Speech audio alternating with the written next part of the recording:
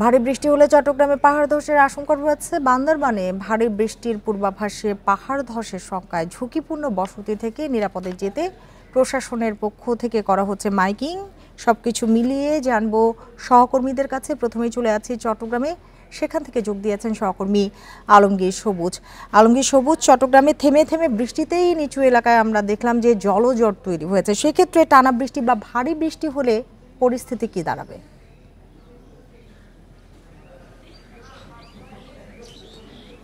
আপনি ঠিকই বলেছেন। আসলে চট্টগ্রামে ভারী বৃষ্টিপাত হলে পাহাড় ধসের আশঙ্কা সবসময় তৈরি হয়। এবারও সেটা হয়েছে। আজকে আপনি যেমনটা প্রতিবেদনে বলছিলেন, আজকে গত রাত থেকে আসলে চট্টগ্রামে থেমে থেমে বৃষ্টিপাত হচ্ছিল এবং সকালে সে বৃষ্টির মাত্রাটা বেড়েছে, কিন্তু এই মুহূর্তে আসলে বৃষ্টিপাত নেই।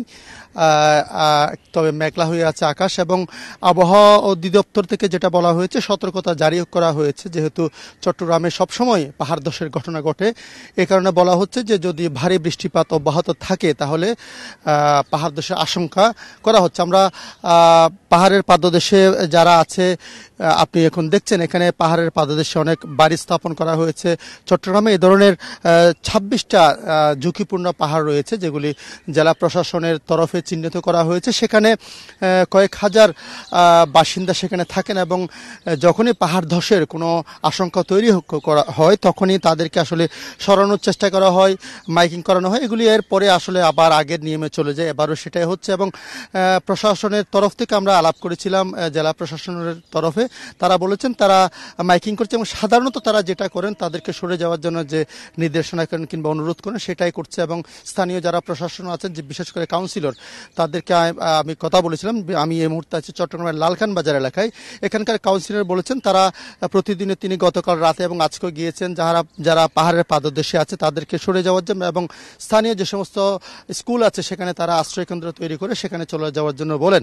কিন্তু তিনি বলছেন আসলে সাধারণত মানুষ যেতে চায় না, তাদের যে পশু থাকে কিংবা মালপত্র নিয়ে তারা আশ্রয়কেন্দ্রে যেতে চায় না। সেক্ষেত্রে তারা বলছেন তাদের পর্যাপ্ত সুযোগ সুবিধা না থাকার কারণে তারা আসলে এই পাহাড়ের পাদদেশে তাদের অবস্থান থেকে সরতে চায় না। যদিও প্রশাসন বলছে তারা প্রয়োজনে তারা বল প্রয়োগ করে তাদেরকে সরাবে বলে বলছে। সবুজ, আপনি সাথেই থাকুন। এবার চলে যাচ্ছি বান্দরবানে, সেখান থেকে যোগ দিয়েছেন সহকর্মী মংখিং মারমা। মংখিং মারমা, কত মানুষ ঝুঁকি নিয়ে পাহাড়ের পাদদেশে বাস করছে, আর তাদের সরাতে কোনো উদ্যোগ নিয়েছে কিনা প্রশাসন, নাকি মাইকিং করেই দায়িত্ব সারছে? দেখুন, বর্ষাকাল আসলে কিন্তু বান্দরবানের বিভিন্ন জায়গায়, বান্দরবান জেলা সদর রুমা, শান্তি, নাইক্ষ্যংছড়ি, সে সকল জায়গাতেই কিন্তু পাহাড় ধসের ঘটনা ঘটে এবং আমরা দেখেছি গতকালকে কিন্তু নাইক্ষ্যংছড়িতে একজন তার জমিতে কাজ করতে গিয়ে পাহাড় ধসে কিন্তু নিহত হয়েছেন, তাকে স্থানীয়রা উদ্ধার করেছে। তো যেটি বলেছেন যে আসলে এই বর্ষা আসছেই, জেলা প্রশাসনের পক্ষ থেকে তাদেরকে আসলে স্মরণীয় যে প্রক্রিয়াটি থেকে শুধুমাত্র আশ্রয় কেন্দ্রে যাওয়ার যে ব্যবস্থা সেটি কিন্তু করা হয়ে থেকে থাকে। পরবর্তী আসলে বর্ষা মৌসুম শেষ হলে কিন্তু আগের মতোই তারা কিন্তু নিজ নিজ আবাসস্থলে চলে আসে। আরেকটি বিষয় জানা যাচ্ছে যে গত 5 বছরে বান্দরবানে কিন্তু 64 জন পাহাড় ধসে মারা গেছে এবং গত বছর কিন্তু 6 জন পাহাড় ধসে মারা গেছে।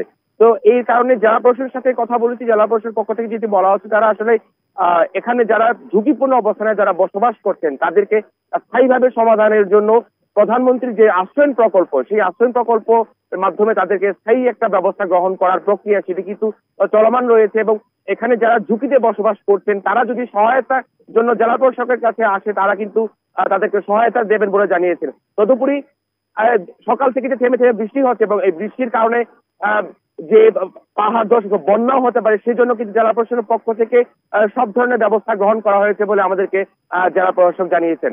এ হচ্ছে আমার কাছে বান্দরবানের পাহাড় ধসের সবচেয়ে সর্বশেষ তথ্য। পাহাড়ের ঝুঁকিপূর্ণ বসতি নিয়ে কথা হচ্ছিল সহকর্মীদের সাথে।